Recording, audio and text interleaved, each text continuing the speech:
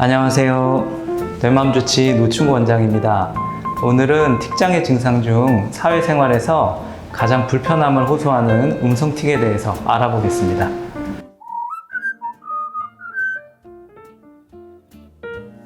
아이의 반복적인 킁킁거림이나 음음소리가 비염 때문인지 음성틱 증상인지 구분하는 방법도 알려드릴 테니까 끝까지 집중해서 봐주세요. 나중에는 새 소리도 내고, 그러니까 어떤 입에서 이상한 소리가 나오는 거예요.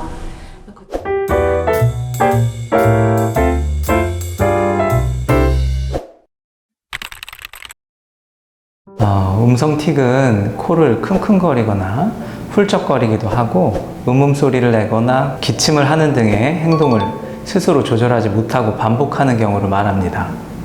심한 음성틱의 경우 코나 목에서 나는 단순한 소리가 아니고 아 하고 기압을 넣는 것 같은 소리를 내기도 하고요. 끼익 하는 돌고래 소리처럼 높은 톤의 소리를 내기도 합니다. 또 푸 하는 입술 소리를 내거나 끄끄 하는 이런 딸꾹질 같은 소리를 내는 경우도 있습니다. 그리고 좀 더 복잡하게 나타나는 복합 음성틱도 있는데요. 말을 하는 도중에 억양이 갑자기 세지거나 자기 의지와 상관없이 다른 사람의 말을 따라하기도 하고요. 상황에 맞지 않는 단어를 말한다든지 특정한 단어나 음절을 되풀이하기도 합니다. 증상이 더 심해질 경우는 욕설이나 외설적인 표현을 반복하기도 합니다.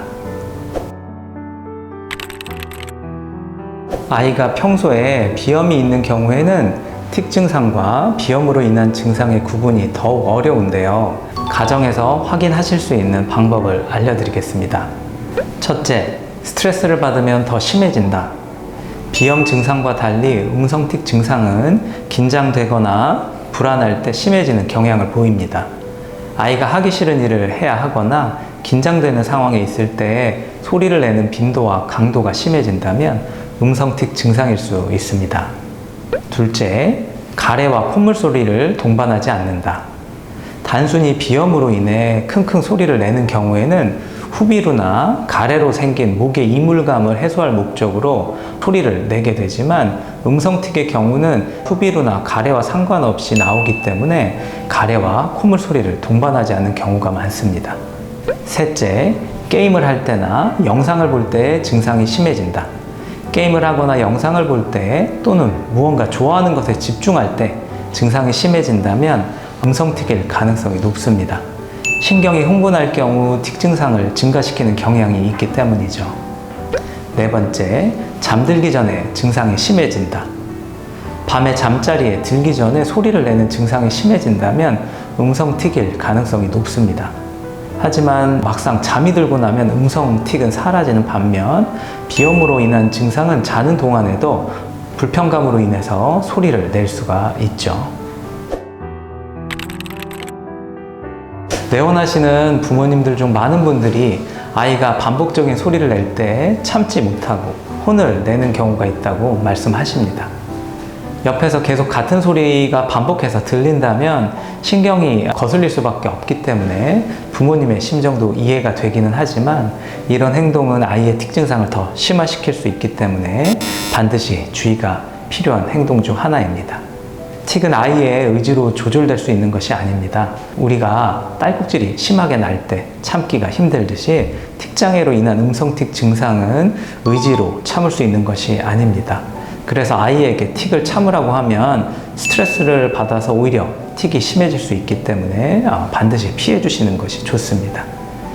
옆에서 지켜보는 사람의 입장에서는 왜 저 행동이 조절이 안 될까라는 생각 때문에 자꾸만 참아봐라, 의지로 조절해봐라 이렇게 이야기를 하게 되는데요. 특히 아버님들이 그러시는 경우가 많습니다. 틱장애에 대한 이해가 부족하기 때문이죠. 그래서 저는 아이의 틱장애를 치료할 때는 웬만하면 아버지, 어머니가 함께 오셔서 초진 상담을 들으시기를 권해드립니다. 그리고 음성틱의 경우는 수업에 방해가 될 수가 있기 때문에 학교나 학원 선생님들께도 아이의 증상에 대해서 자세히 설명드리고 틱에 대한 이해와 도움을 요청하시는 것이 좋습니다. 저희 한의원에도 작은 틱 증상에서 시작돼서 심한 운동틱과 복합적인 음성틱으로까지 이제 확대되고, 그리고 나서 여러 병원들의 이제 치료를 받아봤는데도 잘 개선되지 않아서 내원했던 14세의 남자아이의 실제 치료 사례가 있었습니다. 처음에는 얼굴 찡그리고 고개 흔들고 이러는 것만 있었는데, 그 다음에 다시 나타났을 때는 그거를 어느 정도 하더니 나중에는 새소리도 내고, 그러니까 어떤 입에서 이상한 소리가 나오는 거예요. 그때는 가슴이 철렁했죠, 이제.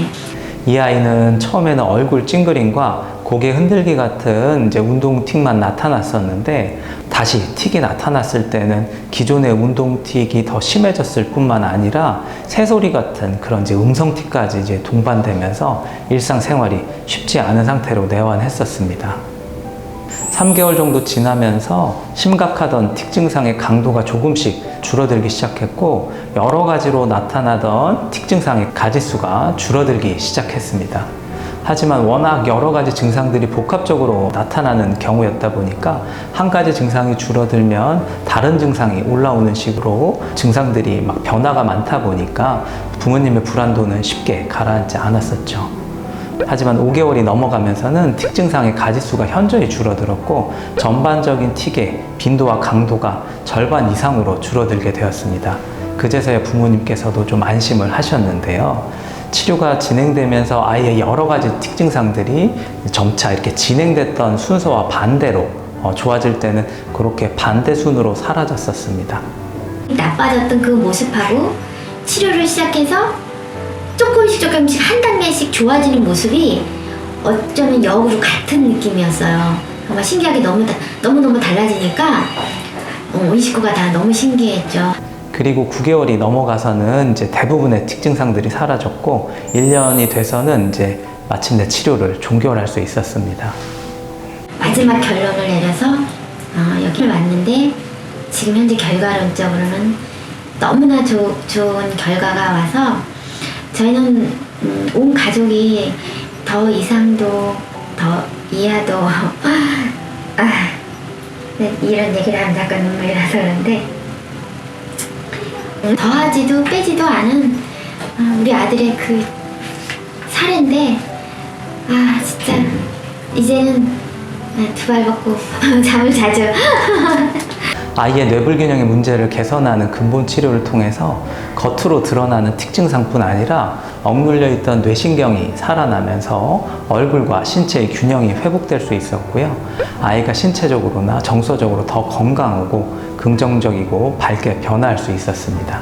처음에는 이 소리 내고 머리 흔들고 이런 모습만 좋아지는 줄 알고 거기에만 기뻐하고 이제 좋아지나 보다 이런 생각을 했는데, 그게 어느 정도 시간이 가다 보니까 몸이랑 얼굴이랑 다 좋아져 있더라고요. 그 증상만 갖고 그렇게 따지면 안 되고, 내면으로 들어가 보면 그 내면에 많은 힘든 부분이 있을 거니까 그거를 바로 잡아줘야 되는데, 겉으로 나온 증상만 갖고 간단하다고 그냥 방치할 건 아니라서, 처음에는 그 증상이 너무 힘들었는데 나중에 진료를 하고 상담을 하고 치료를 하는 과정을 보다 보니까 그 나타나는 증상은 별거 아니었던 거, 이 내면을 다 고쳐줄 수 있다라는 거, 그래서 아이가 다시 거듭 태어났다라는 거예요. 그게 더 중요한 것 같아요. 치료를 끝마칠 때 감사하게도 어머니께서 손수 인터뷰에 응해주셔서 너무 좋은 말씀들을 해주셔서 덕분에 의사로서 정말 보람을 느낄 수 있었습니다.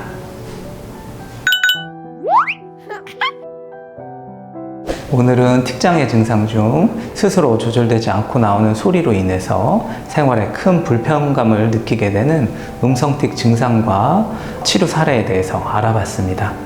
음성틱 증상에 대해서 더 궁금한 점이 있으시면 언제든 댓글로 남겨주세요.